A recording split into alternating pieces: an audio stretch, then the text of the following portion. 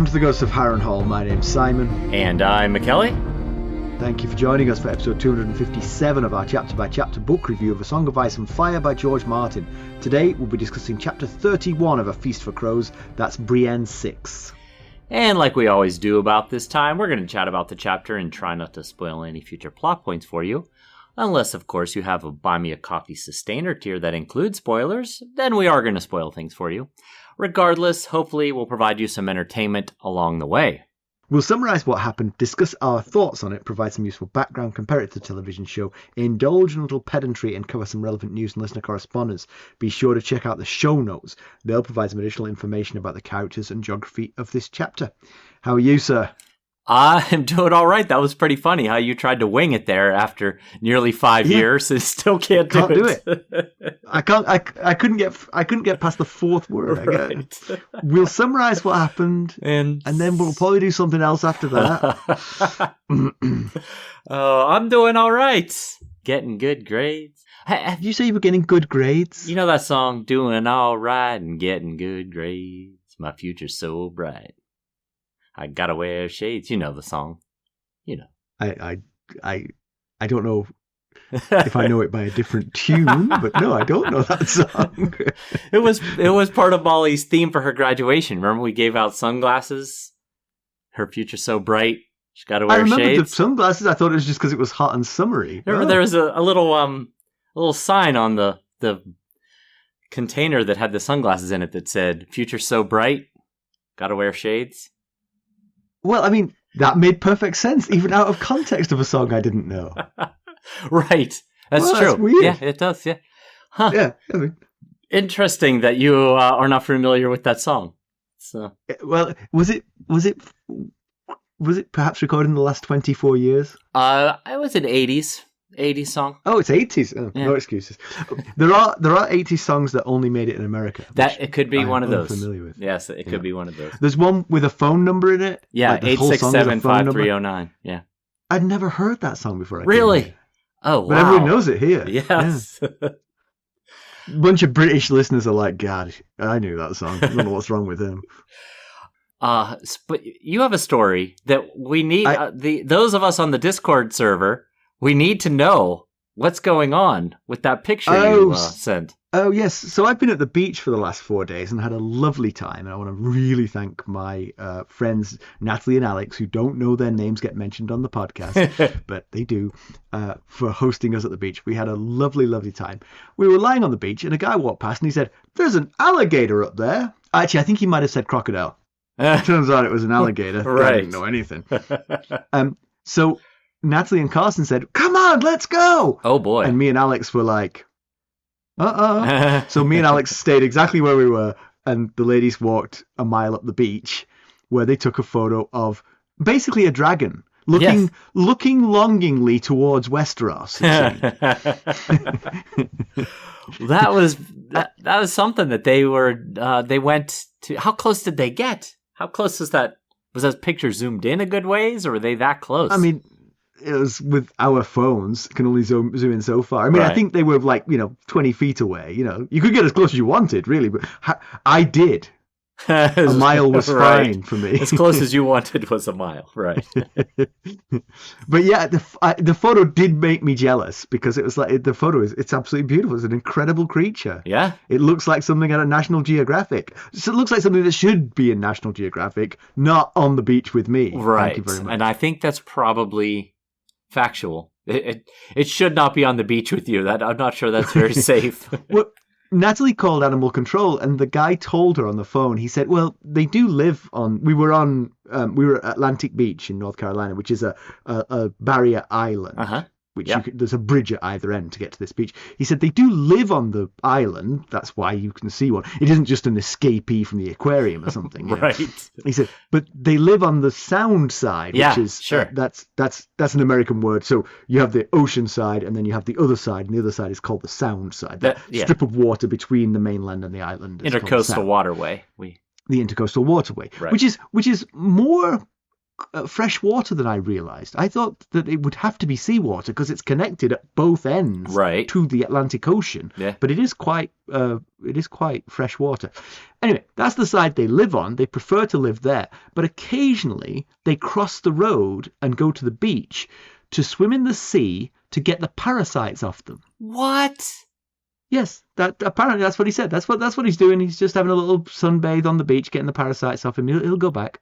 Did he go into the water to get the parasites? I didn't see him go into the water, but that's what the guy said. He'll go in the sea. He'll let the waves wash over him. Oh my gosh! Get the parasites off his back, and then he'll wander back. That's fascinating. I never knew this. I know. I was absolutely fascinated from a distance. From a safe distance, yes. What's with us? I go to the beach. There's a shark swimming past me. Shark, exactly. You go to the beach. Yeah. There's an alligator walking by. What is happening? I had a photo of mine. You're just making stuff up. That's true, yeah.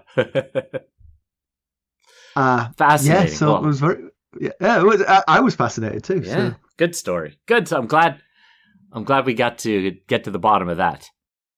We've been blathering on, but I do have one more story. Yes. We can always edit these out, but it is quite a short chapter, so we can blather on a little bit longer. So my favourite thing that's happened this week, even more than the alligator on the beach, quite a lot more than that, honestly. Oh, yes. I was terrified. I know where you're going with this. Yes, great story. Yes. A gentleman called Dan wrote into the Facebook, our Facebook page, and I don't pay much attention to the Facebook page. Regular listeners will be aware that I'm not particularly au fait with social media. So Carson keeps an eye on the Facebook page for me, and she said, oh, a guy called Dan's written in, and he's from Altrincham, which is in Manchester. So he's kind of like, he and I are from the same part of the world. Yes. And he said he'd been listening for a month and he'd already listened to 100 episodes, and he'd found out that I was an Oldham fan, the team I cheer for, and Altrincham had just played Oldham in a game. So he was like, oh, and he saw it. He went to the game. So he was sort of like, we had a connection now. So he wrote to us and said all this. And so he said, and he said he's read the books multiple times. So he's a bit of an aficionado of the books. But he decided to listen to our podcast instead of rereading. He says he's really enjoying it. Yeah. So all nice stuff. But he posed a question, which was a great question. He said, which character from A Song of Ice and Fire would you want to play for Oldham at football? And as soon as Carson said that, I was like, oh, I'm off to pen a response. So I ran away to my computer and I started tapping away because I thought it was a great question. And I sent her a response. And basically I said, the ideal person is the Mountain, is Gregor Clegane. You want him at the standard of football that Oldham play. You just need a giant bruiser, right, blocking up the defense. Sure, yeah. And I said, but that's probably the practical thing. But the thing is, I love soccer and I love heart pumping excitement, the elegance of the game. Exactly. Only a skilled, fast, tricky winger can bring to you. And I said, so it's got to be Oberyn Martell on the wing. And then I said a few other things. And I sent the email to Carson, and she posted it back to the Facebook page to Dan. But then she followed up with Dan because she had not read all of Dan's original post to me.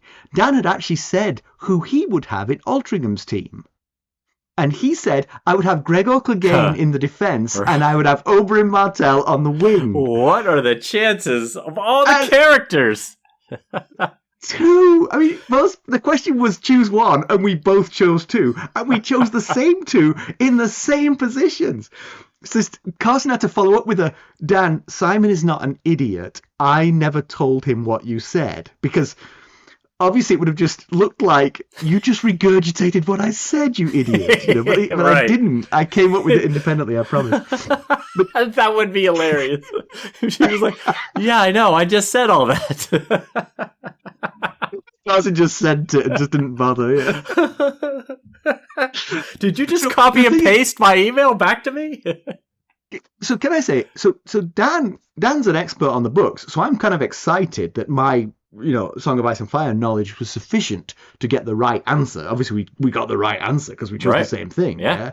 But I'll say, I consider myself pretty much an expert on soccer. So kudos to Dan's soccer knowledge for getting the right answer in that respect. Yeah. Well, it's growing up in the same area. as you guys acquired the same soccer knowledge, possibly. I suppose so, but I mean, he's an Altrincham fan. Right.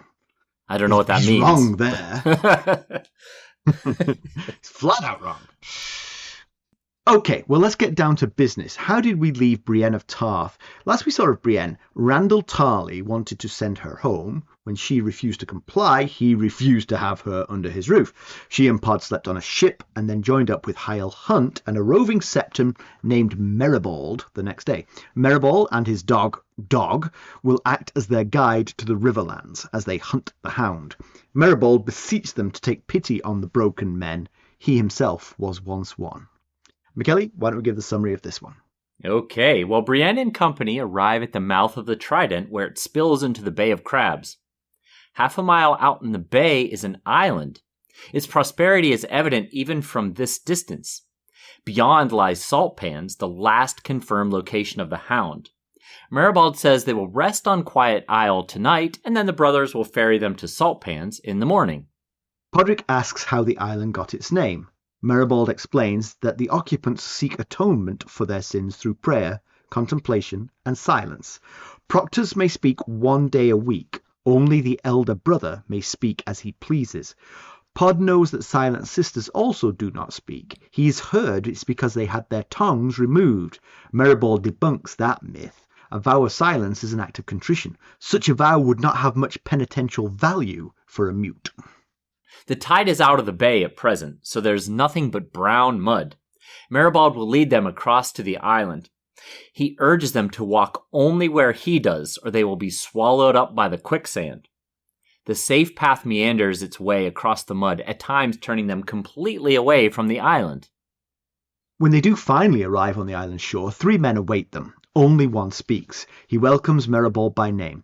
Meribald introduces the man as Brother Norbert. He is a proctor, and today is his day of speaking. When introductions are made, Norbert is caught off guard when he realizes that Brienne is a woman. They mostly get sick or pregnant women on the island. Meribald says she's hunting the Hound, and Norbert suggests that she talk to the elder brother. They leave the horses and donkey with Brother Gillum, who will secure them in the stable. At the far end of the stable, Brienne sees a huge black stallion who kicks the door when he sees the newcomers. Driftwood is his name, and he is fearsome. They attempted to geld him to subdue his wild nature, but the horse bit off Gillum's ear when he came near. Should I add, with the shear? Hey. Sir Hyle quips no about... fear. Sir Hyle's quip about understanding Driftwood's feelings falls a little flat with the brothers. As they move deeper into the island, they pass a lich yard. A huge man digging a grave accidentally hits them with dirt. He stops and pets dog. Brienne can tell the man is lame by his movements. Norbert chides the man for the clumsiness with the dirt and points out that he's a novice. He's digging a grave for Brother Clement, who was in Saltpans when the raiders came. They cut out his tongue since he refused to speak, that pesky vow of silence, and later died from his wounds. That's all Norbert knows. Elder brother keeps the worst news from the outside to himself as to keep the peace on the island. Continuing their walk, Brienne realizes this place is untouched by the war. Norbert thanks the 7, but Meribald also credits the tides. The place is fully self-sustaining, with an arbor for meat and wine, a windmill, several large buildings, sheep, and all the other essentials they could need, pretty much.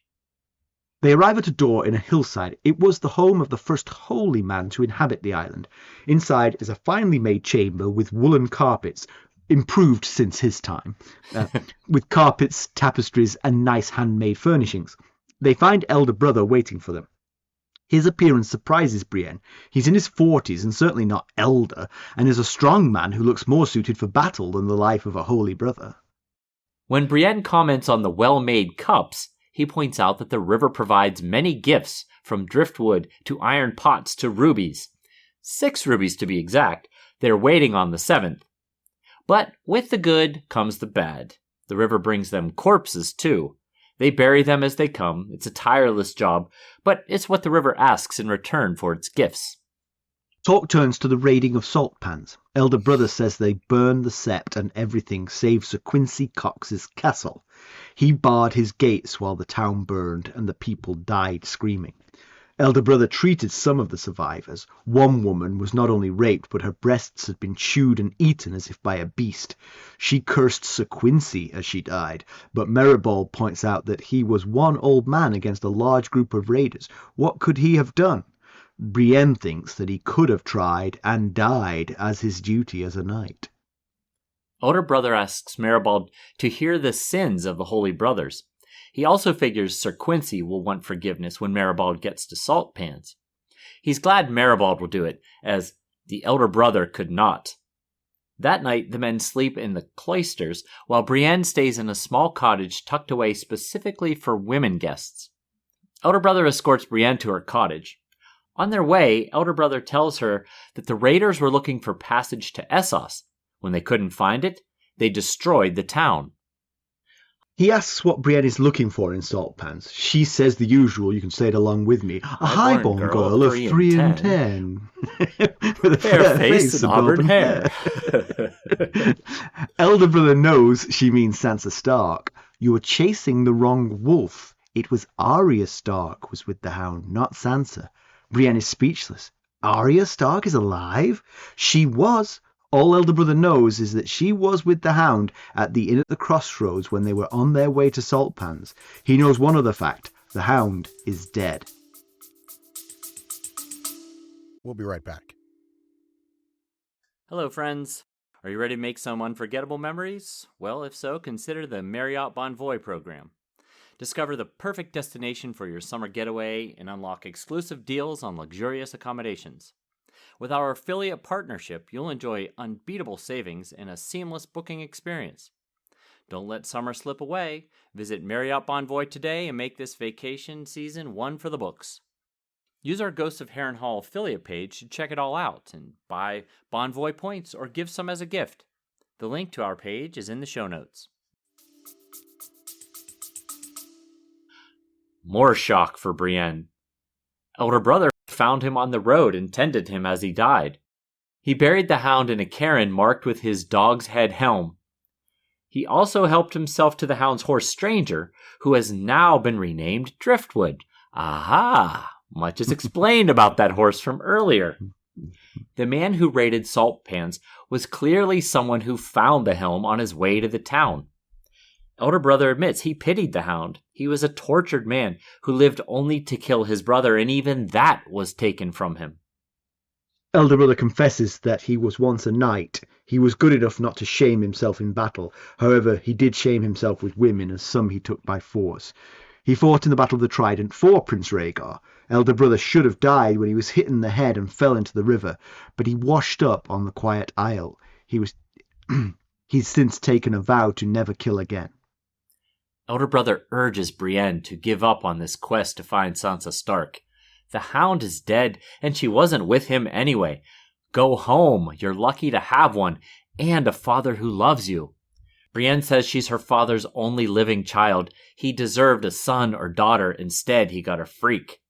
Then it all comes gushing out. Everything from the failed betrothals to Renly's death to Jaime saving her from the bear to the men she killed. She has to find Sansa Stark. She promised Jaime the sword is called Oathkeeper. She has to save Sansa Stark or die trying. Yep. So another sort of ruminative and slow-moving Brienne chapter. Yeah, we didn't get anywhere, but interesting nonetheless. Yeah, it would make a nice travelogue. You know, Yeah. We got to learn some really neat things about this island here, the Quiet Isle. Now you've mentioned in the notes, I noticed that you think this same defense mechanism has been used before, and I racked my brains, and I think I don't remember where it was. It was where Bran hid in the storm just south of the wall. Queen's Crown. Yes. Queen's Crown. The yes. tower in the lake, where it used the same submerged winding path. Right. But actually, it's more dangerous here, right? Because there, you just fall in the water, presumably. Right. And you could climb back on and try a different route. But here it's quicksand off the path, so you could actually get stuck and never come back. Right. And if you don't get into the quicksand, you could just get stuck in the mud, and then the tide would come back in and you would drown. Get you, yeah. So it is worse here. There's a place in Normandy called Mont Saint-Michel, which they've built up the causeway in recent years, but it used to be that at high tide it was cut off. Okay. And it's the same kind of thing. It was a monastery on a rock in a big bay, and it would get cut off at high tide. So I think possibly the inspiration for this. I bet, yeah. Mm-hmm. Yeah, it sounds a lot like it.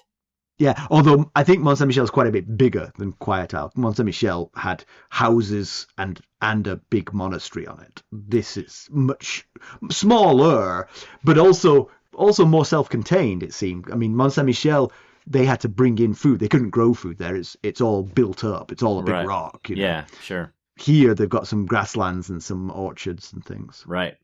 Yeah, that's it very well might have been the inspiration, though. We know the Rock of Gibraltar was the inspiration for Casterly Rock, so... Yeah, I saw that being talked about in the Discord server.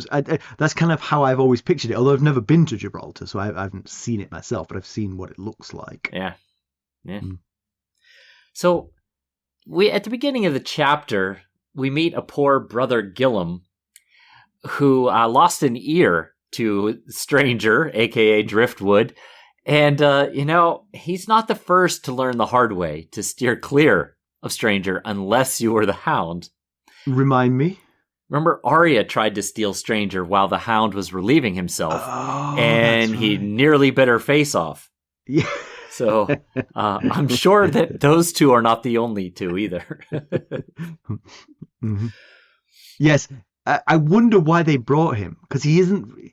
Yeah, I mean, they said they were going to use him like as a shire horse for pulling a plough or something, but it's going to be more trouble than he's worth. Yeah. Yeah, he's a destrier, or I guess that's how you pronounce it. It looks like destrier, but I think it's pronounced destrier, maybe. And, that's a big war horse. I'm not sure they're meant for being put in a plow. I'm sure he's physically capable, but whether he's got the temperament to walk in a straight line, it seems unlikely. Yeah. Yeah. So, Brother Clement is being buried as they walk past the... what was the name of the novice who's burying them? Do we get that name? No, he's just a guy digging a grave. Yeah. And so Brother Clement was particularly unlucky because, I mean, he was older, but he was not dying until he happened to be in Saltpans on the day when the fake Hound arrived and killed everyone. Yes. He was 48, I think it was. Right. 8 and 40, they said. So, he was, he's kind of in the prime of his life-ish. And, from where we are now, it feels like it. Right. He's a young man. He was but a child. And that's really sad. But it's not the major discussion topic of that particular scene. What is? The main discussion in that scene is the identity of the gravedigger.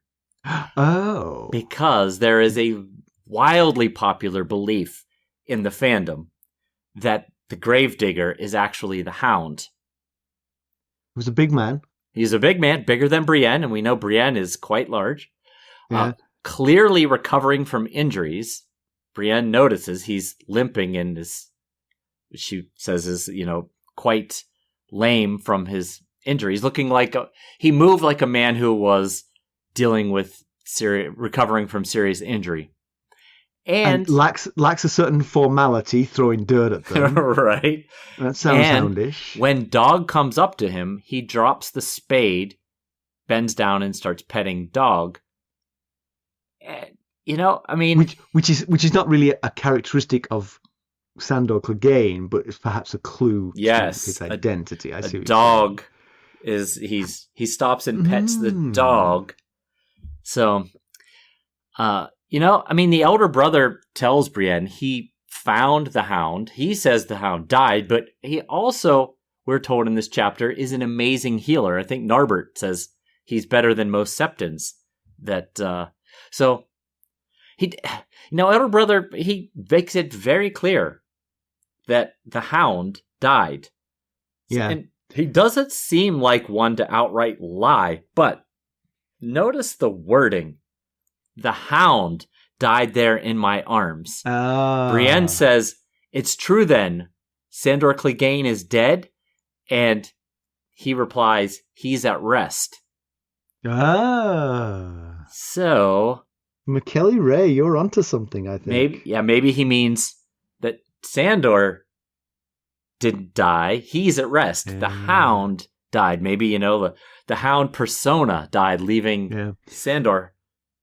So do you think that the story of the cairn with the helmet is true as a sort of like, let's leave this here, Sandor. This is behind you now.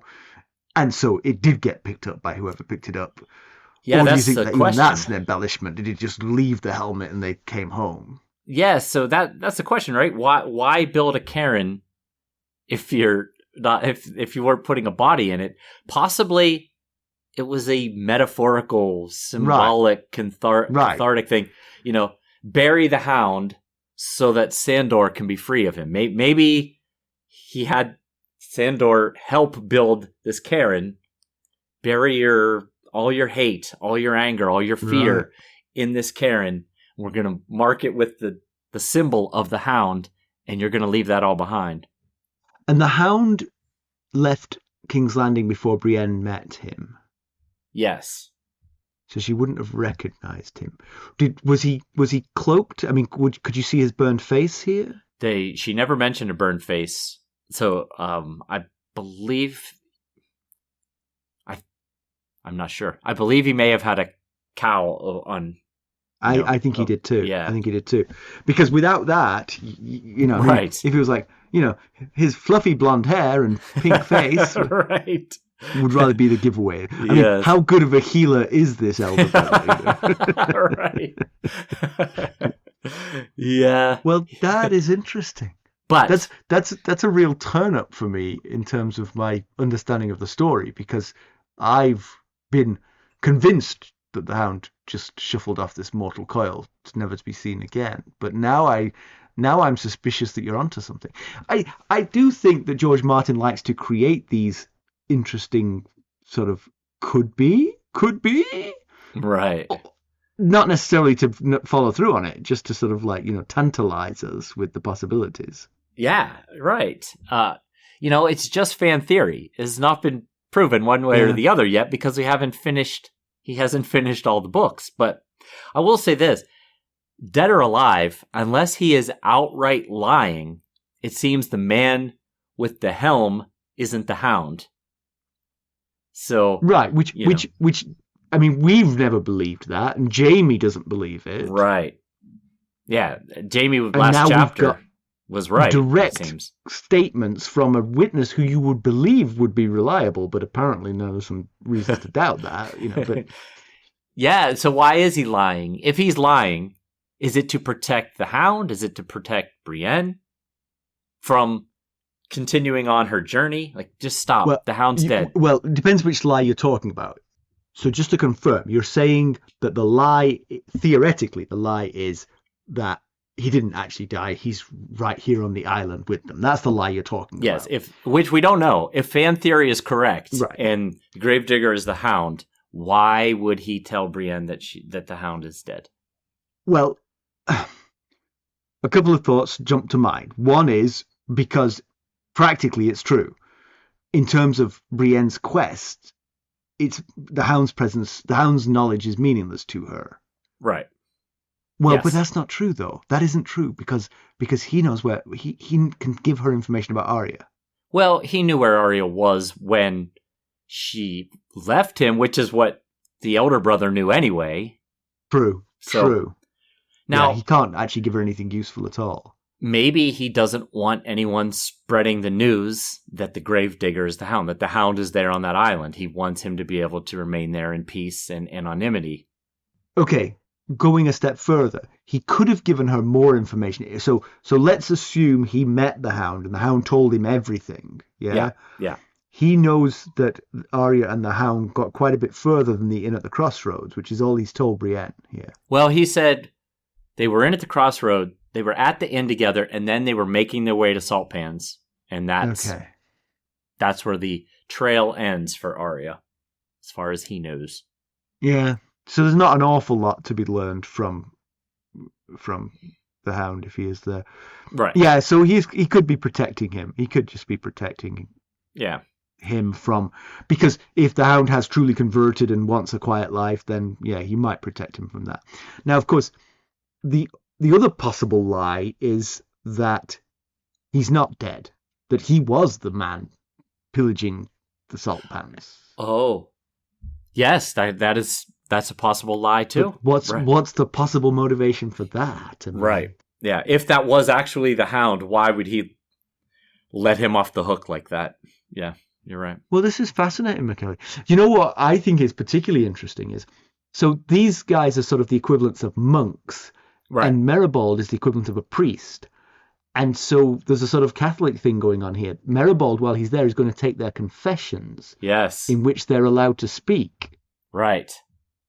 So presumably, because the novice is just a novice and can't speak at all, they're not going to hear a word out of him. But Meribald is. Yeah, I was going to mention that. Yes. And he's going to confess his sins. Yeah. And so put a timer on how long the gravedigger is in there, and you'll have a pretty good sense of whether or not. Well, Meribald said, I hope you have better sins this time than last time. Oh, boy.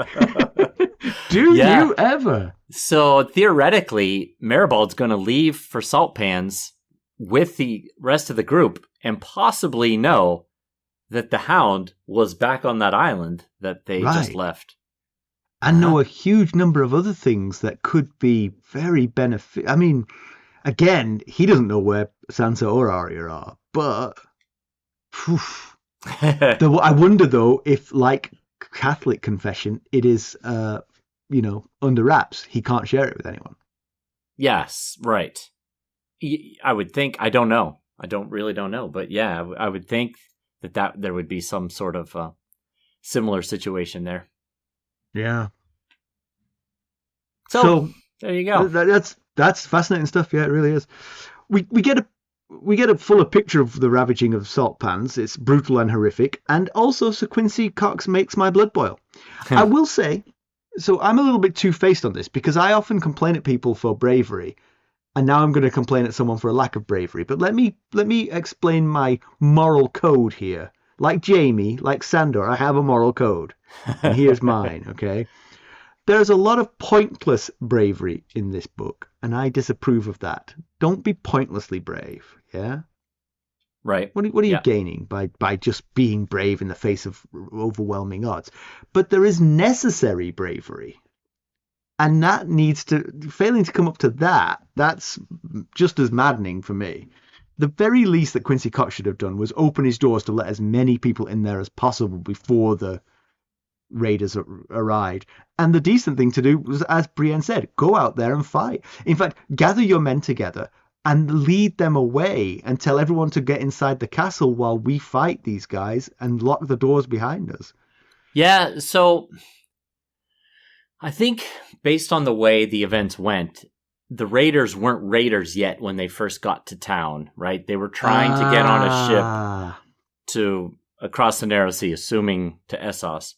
So it was more sort of an insurrection suddenly bubbled up in the town than a party came riding over a hill. It seems as such. And also, according to Meribald, Ser Quincy didn't have anybody in the castle aside from little boys and his two daughters. And so he didn't have a force to even contend these raiders with. Now, first of all, Meribald is going to hear the brother's sins, but elder brother says, well, Ser Quincy's probably going to ask you for forgiveness too, and I'm glad it's you because I can't do it.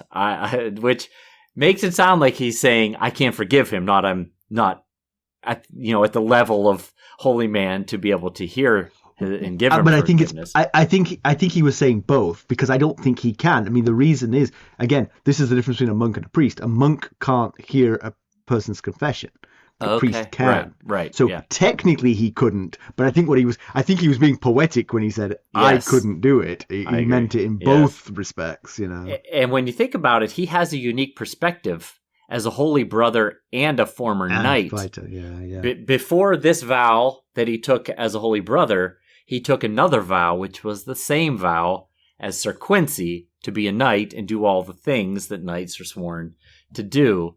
So, but all that said, yeah, it's a tough one with Ser Quincy because he does have a duty to protect the people that he was sworn to protect, but at the same time, is one against many. He would have been killed for very little benefit, if any. Now, here's where I think we're on the same page.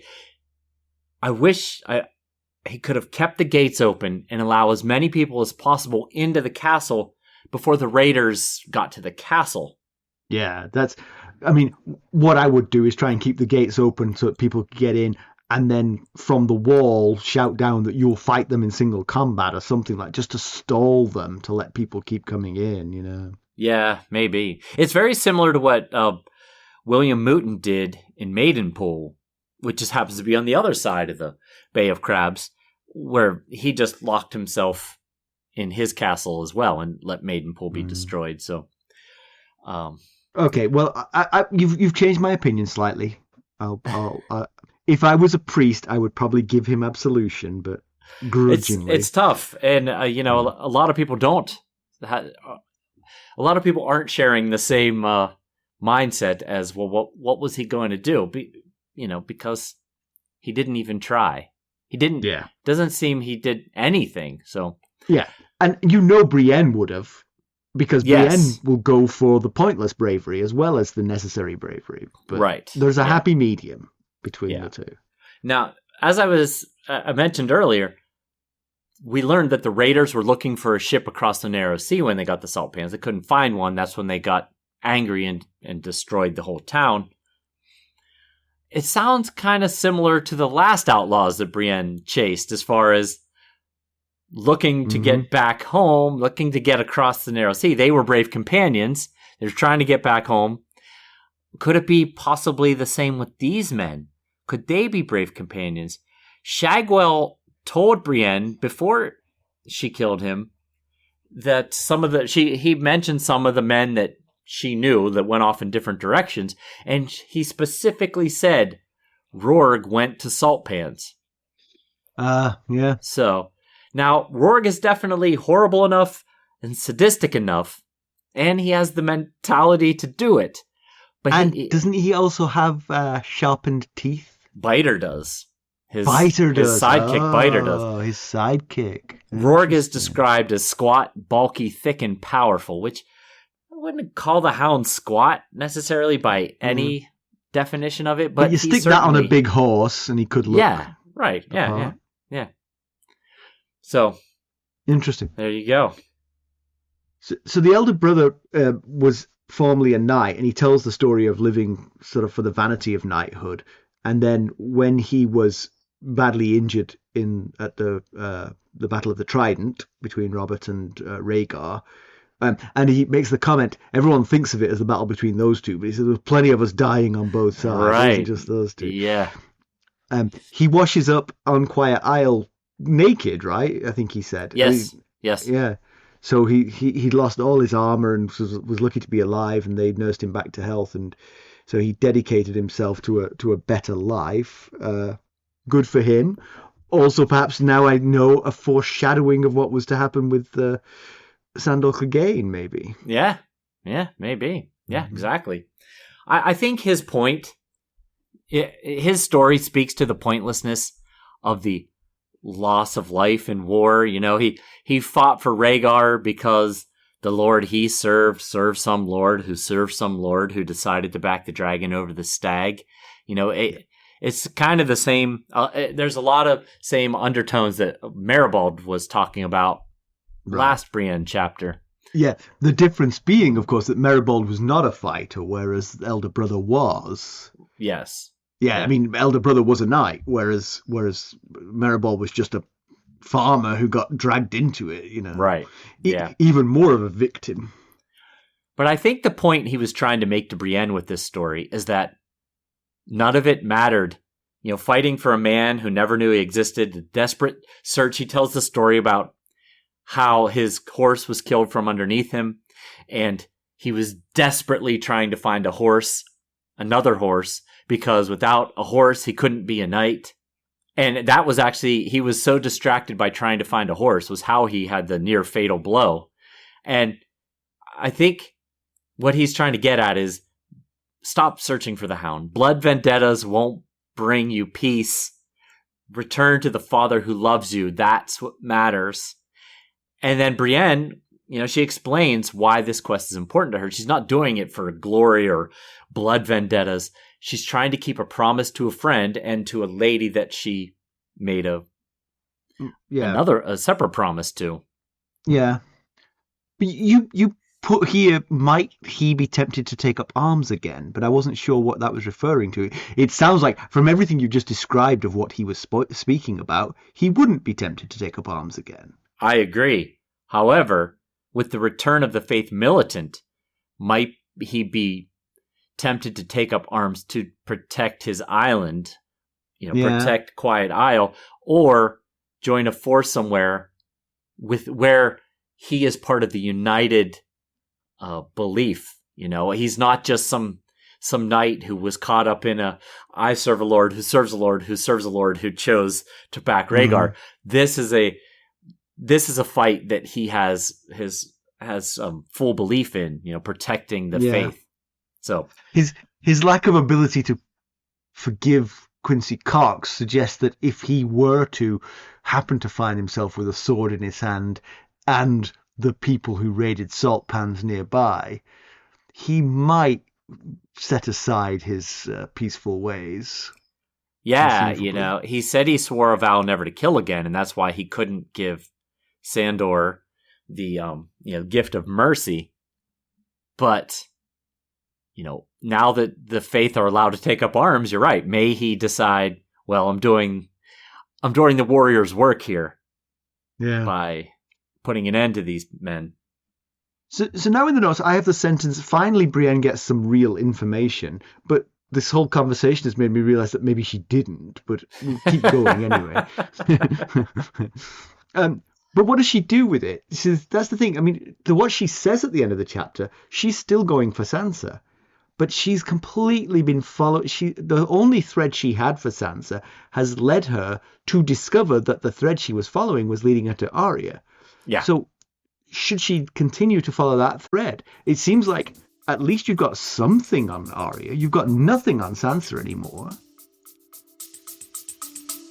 We'll be right back. This episode is sponsored by Audible. To get a free audiobook, or 2 if you're an Amazon Prime member, go to our exclusive URL, audibletrial.com/ghostsharrenhal. You can find the link in our show notes. Yeah, first of all, what a jolt this information would be, right? Everybody thought Arya Stark was dead. Brienne wasn't even considering looking for Arya Stark. Right. I mean, basically her workload has suddenly doubled. She's like, yes. I've got to find 2 needles in this haystack. Right. So the news could derail her from getting to Sansa in the Vale, even though this is an incredibly weak lead. At one point, she was on her way to Saltpans. Who knows where she is now? Maybe it won't, because the elder brother thinks that Arya could have died in Saltpans during the raiding. Right, for sure. And where do you look? She has no lead. Previously, she was following at least the weak lead of, well, maybe Sansa is with Dantas.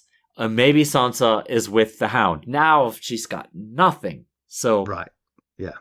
Where does she turn from here? Yeah. To me, it feels like, okay. She doesn't want to abandon her original quest to find Sansa. Find Arya. Maybe Arya knows where Sansa is. Yeah, right. Maybe Arya's found Sansa. Maybe they're together. Exactly. They're together. Yeah. I'm not sure anyone's going to tell Brienne that Arya is at the House of Black and White. So I really hope she gives up looking for Arya, or it's really going to be a wild goose chase. One of our characters does have an inkling of where she is. He doesn't know it, but our man Samwell Tarly. That's right. If Brienne makes it to Old Town, she's got a chance. You're saying there's a chance. So the moment at the end is very touching when Brienne pours her heart out. It's I will say sometimes I think I don't give George Martin enough credit for his sensitivity and his sort of progressive thinking about certain things, because George Martin has brought in themes of homosexuality and, now sort of like perhaps trans. I mean, I think Brienne might actually be heterosexual, but she was in love with Renly, it seems. Exactly. And I think to a certain extent with Jaime as well. Yes, I agree. Yeah. But she sees herself as a freak, as not being sort of a natural female, So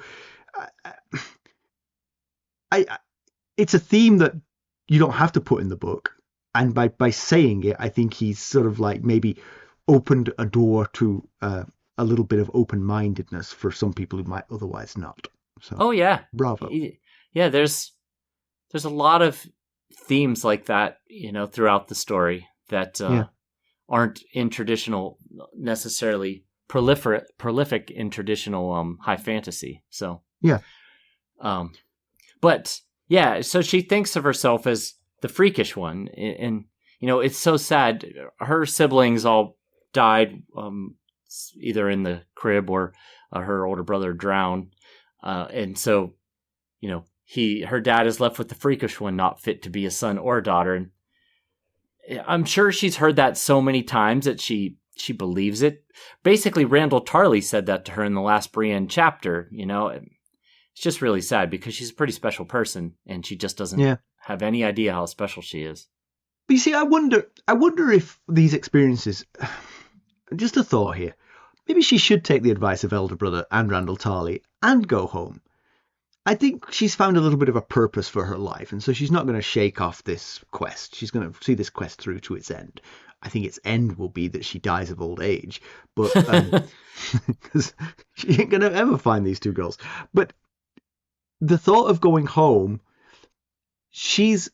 her character has developed. She's learned some things.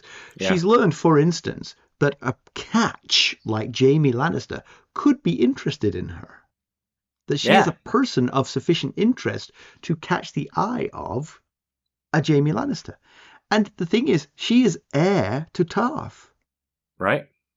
Yeah. She's worth something as a bride. Yeah, absolutely. Even now, you know who would turn a blind eye to her attractiveness?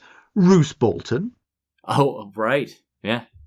I wouldn't wish those two together, but yes, I take. Well, I'm just saying. I take your meaning. Give you one example, yeah.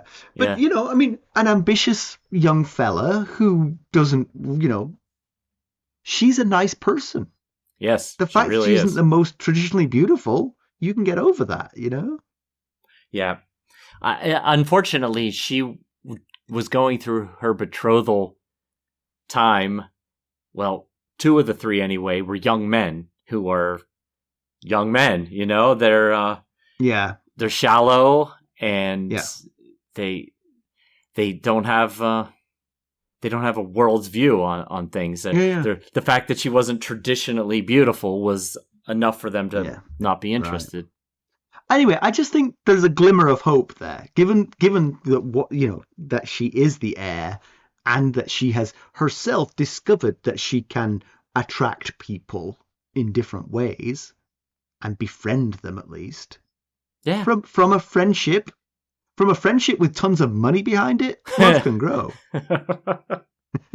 Sapphires. Exactly. Tons of sapphires. Okay, I think it's time for some spoilers. Remember, if you join us at the higher tiers of the Buy Me a Coffee Sustainer levels, you get spoilers, and they're always interesting. I practically know what's coming because of them. Thank you, Mackelly. Those are excellent spoilers. How about some background? Okay, well, so this is a bit of a non-traditional background. There wasn't really much to go on in this chapter. We learned pretty much everything we could learn about Quiet Isle. Same with Saltpans and the Bay of Crabs and the elder brother. So what I'm going to tell you here is kind of an oddity in this story revolving around Saltpans and Ser Quincy Cox. So elder brother tells Brienne that the dying woman cursed Ser Quincy for not helping rather than cursing the men who raided, raped, and murdered. And I can certainly understand her anger toward Quincy. We've discussed that earlier. However, there's an odd twist here that Ser Quincy is taking all the blame. Because according to semi-canon sources, which in this case is the A Wiki of Ice and Fire heraldry page, there is another noble house in the town of Saltpans. House Hawick's seat is Saltpans. Now, there's only one person from House Hawick that has ever been mentioned in any of the A Song of Ice and Fire related source material, and that is Sir Hostine Frey's wife, Bolena Hawick. So, now I'm going to back up. So now a comment that Arwood Frey made at dinner last chapter in the Jaime chapter makes some more sense. Arwood Frey said that he led a large force into Saltpans when the news reached the twins of the raiding. And you think, well, why do the Freys care so much about that? I do think this. Well, because Arwood Frey is the son of Hostine and Bolena. Arwood said that Quincy was too afraid to open the gates when they arrived. Possibly he was too scared to open the gates because he was afraid the Freys might kill him for his cowardice. So it's just a bit odd that nobody from House Hawick gets any blame here. Possibly there's nobody left from House Hawick in Saltpans. Maybe they don't have a castle, although that'd be kind of odd for a noble house to not have at least a stout keep. If they do have a castle, though, does that mean there's an empty castle sitting there in town? Could the townsfolk have not taken shelter in that castle? I'm guessing not, as nobody mentioned a second castle. Hawick Sigil is a row of white seabirds on a blue field, and that is all I can tell you about that house, except for that they skated completely free of any blame. Well, I guess by not existing is probably how they managed that, it seems. But yeah. That's interesting. I think the sigil should be a row of no seabirds on a blue field. You know? They really fly under the radar, the House Hawick. All right, compared with the television show, there's really nothing to compare. The Hound story is so very different. Nothing happens at Saltpans. There is no Meribald. There is no Hyle hunt. There is no Quiet Isle. So I got nothing really here. So, when I was doing some reading, it mentioned that Meribald and the elder brother were combined into one character. A brother Ray. Okay. Yes, brother maybe. Ray. Yes. And I wasn't quite sure when to bring him up. He's played by Ian McShane, who is a famous British actor. Right. Yes. But it's a little bit forward of where we are in the books, in the TV show. We've been in sort of seasons 5, 6, and that is definitely season 6. So I was not sure if it was a little too soon to mention it. He definitely has that vibe of Meribald and elder brother, but and he interacts with the Hound. I'll look into it for next time. He does interact with the Hound. Yes, exactly. Okay. Oh, yes, actually, yes, that's a good point. All right, I'm going to bring that up next Brienne chapter, or next time the Hound gets a mention. I will look into that more carefully, because that's right, he does interact with the Hound. But it's with Arya, too. It's before he loses Arya. I'm all over the place. Who is the one that, when the Hound is kind of under the radar, and then raiders come and raid and kill everyone in their little that might be it. Group. So is that after Arya? I think so, because he does. Well, that makes sense with the timeline I was just describing, because I was saying it was in season 6, but she's definitely gone to Essos by then. All right, good. I'll look into it a little bit more, because I looked him up today. I looked up Brother Ray today, because I was like, that Brother Ray fella. Well, okay. Let me be clear. I remembered it was Ian McShane. I looked up Ian McShane. I found out he was playing a character called Brother Ray. That's how I know Brother Ray. However you need to get there, it's all that matters. I got there. But Yeah, I was looking at it. I was thinking, well, yeah, he's definitely got some of the traits of elder brother Meribald for sure. But the stories are so divergent. But I'll bring it up next time, I promise. Okay, sounds good. Pedantry corner. I got two little pieces of pedantry for you. All One right, is hit us purely with it. mathematical. Okay. Okay. They found 6 of the 7 rubies from Rhaegar's chest, which, I mean, first of all, it's absolutely miraculous. I mean, like, since those things, I mean, maybe something else. They maybe not those rubies. They could be other rubies, but these were sizable rubies. I think there's probably more than 7 rubies. His whole chest had the Targaryen sigil in rubies. So I think they found 6. They're hoping to find a 7th so that because they worship the 7. Oh, I see. Okay, and this pedantry goes away then, because I was like, the mouth of the Trident is awfully wide for 6 of the 7 to roll up on the island. Right. That's 86% of them. I was like, well, are these little homing pigeon rubies? Like, just that makes more sense. Okay, now I feel a bit better. Okay. How did they get Stranger to the island? I'm imagining Stranger came to the island on a little boat. How'd they get him on the boat? How did they get him? How did they sit on the boat with him? Exactly. That's absolutely terrifying to consider. And then how do you? All right, so maybe you take him all the way round and across the footbridge, the pathway. Okay, tread carefully this way, stranger. Don't step off the path. Yeah, good luck.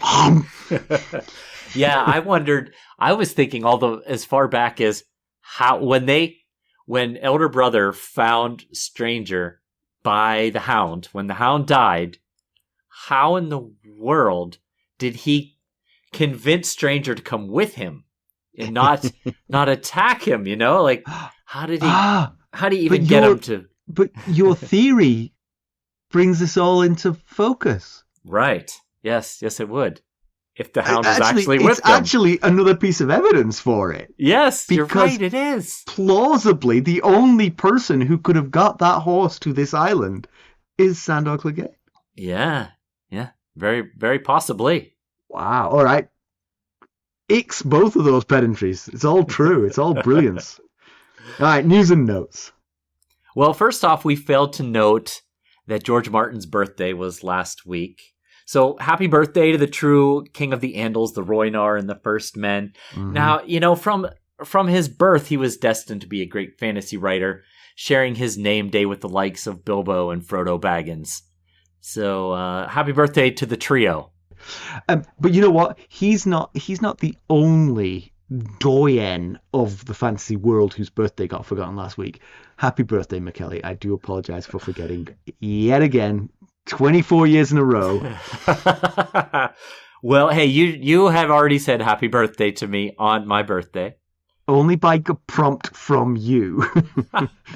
I can't remember what I said. Something about, oh, you're having quite a day on my birthday or something. That's like that. Right, something like that. And I was like, I wonder why. He said, oh, that's missed it again. That's right. Yeah. I've got nothing to complain about when there's our other friend, Xena, who shares the same birthday as you and you can't remember her birthday. She does? I'm never going to remember that. No. All right, so our 5-year anniversary comes up on October the 7th. So this is the last episode before that anniversary. So congratulations again, Mackelly. Well done. High fives. Slap. Yeah, woo. Yeah, if you're a sustainer, you will get you'll get another episode, next week's episode, the day before. Okay. I see what you're saying. Yeah. Do you have any fun stats to celebrate our 5 years? Oh, I do. I compiled a handful here. I know you do because I'm reading it. Yes, you are. But I appreciate you leading me into it. So here are some fun stats that I compiled. In our 5 years, we are now at well over 500,000 downloads in 197 countries and almost 16,000 cities. So, and just to kind of give you a bit of a frame of reference here, in our first year, we did 9,927 downloads. So Yep. it's been It's quite picked up, that's for sure. quite the Yep. snowball. Yeah. The US is still our top market with 52% of all downloads. Europe is second with 32%. Our top countries, our top 5, US obviously is number 1, the UK number 2, Germany 3, Canada 4, and then oddly, India and Australia are tied. They have within a few downloads almost the exact same number. So that's something. Fascinating. Yeah. Mm. And then our top 5 cities, the Big Apple, New York yes. City is number 1. We've had several write-in from there, yeah. London, number 2, Dublin, 3. And then again, Sydney, Australia, and Chicago were almost exactly tied at number 4. All right, citizens of India, Australia, Sydney, and Chicago, tell your friends. Yes, right. The race Break is the on. tie. And then Melbourne, Australia rounds out the 5 if you consider Sydney and Chicago as a tied number 4. Our top app is Spotify. 72% of our listeners listen on Spotify. And that is shown in our ratings numbers on there. We're just crushing the competition. So, sidebar, keep up the good work on that. If you haven't done it yet, please give us 5 stars, and thank you for those who have. But here's the weird twist, and we've discussed this before. Our top device is the iPhone at 51%. So, more than half of all listeners listen on the iPhone, but listen, or use the iPhone to listen to us, but listen on Spotify. So, yeah. There you go. Anyway, thank you all for coming on this journey with us. We appreciate every last one of you. Absolutely, thank you. It's been a fun 5 years. It has flown by. Yeah, it has. Yeah, it has. Think of all the things that have happened in those 5 years. Seriously, right? That's something. Crazy. All right, let's conclude this one. So progress for Brienne. She's learned she's been following a mislead all this time, and for once she gets what I had in the notes as accurate intel, but it turns out that according to Mackelly, it's only semi-accurate intel. The Hound perhaps is dead, or perhaps is just over there, and it was Arya, not Sansa, in his company all along. Where does she go from here? Yeah, right. I mean, that's just fan theory. He could be as dead as a doornail, but one thing we can feel pretty certain about is that the Raider wasn't the Hound, regardless of whether you believe he's alive or dead. Gravedigger or in a grave, doesn't seem like the Raider was the Hound. We've discussed why, if the elder brother is lying, that the Hound really is the Gravedigger. Why is he doing so? Seems most likely to save the Hound from, it being discovered that he is here trying to live a peaceful life and that he's no longer the man that he once was. But, again, he told this lie to Brienne before confessing to Meribald. So might he again have to confess a sin of lying to Brienne to Meribald, who's going to have all these secrets? I hadn't thought of that. He's got 2 confessions to feast from. He's going to be picking the bones out of this for days. Like, what the? So where does she go from here? I think she should start to follow Arya. But I was thinking about this. I was like, the trail is dead cold. She sailed out of Saltpans, right? Yeah. So... you could go to... is that right? She sailed out of Saltpans? Yeah, you're right. Maybe someone might remember her, but... there's no one left. Brienne... There's no A, that everyone's dead, and B, Brienne has no idea what Arya looked like. Right, and everyone thinks Arya's a boy. So she can't even say a little girl. It's a girl or a boy of 11 years. Yeah, great. Yes. Yeah, it's a weak lead. She's got something... but it's almost exactly nothing, unfortunately. Yeah, it's such a weak leak. She was so close to the truth before the whole fool lead that led her to Maidenpool. The fool with the 2 girls. Yeah. Which, led her that lead led her to the Hound hunt. Is it possible she could get back to the Eyrie idea, which she had before the lead looking for the fool? Just because Lysa died doesn't mean Sansa couldn't have gone there, or that Arya couldn't have gone there. Right, and plus you could sail out of Saltpans too there. So, you know, if you get the idea, all right, she was in Saltpans, she probably sailed somewhere. Where would she sail? The Erie, the Vale is a good choice. Yeah, right. So maybe she'll get back to that. Yeah. Next up, we have Cersei. I mean, the thing is, we all love Brienne, but let's face it, we come for Cersei. Yeah, that's right. She may be a hot mess, but her chapters are always worth the price of admission.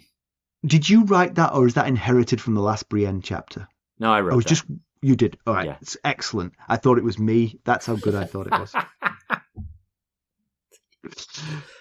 All right, there's 3 ways that you could help us. You could leave us a positive review. You could buy us a cup of Arbor Gold at buymeacoffee.com/ghostharrenhal, where you can join us at any of the various sustainer levels. There's a tier to match your budget and interest. The upper tiers get you the spoilers. Or you can just make a donation to our cause at our website, ghostsofharrenhal.buzzsprout.com. And if you're looking for more ways to interact with us, well, first off, you can send us a text. The link is at the top of every episode's show notes. Keep in mind, we can't respond, but we do enjoy reading them. If you're looking for more ways to keep up on the latest Ghosts of Harrenhal news and developments, well, I suggest you check us out on our social media. You can follow us on Twitter at Ghost Harrenhal. We're on Facebook, Instagram, YouTube, and I always recommend you join us on Discord. That's where the real action happens. Absolutely. Thanks for listening. Thanks. Bye. Bye.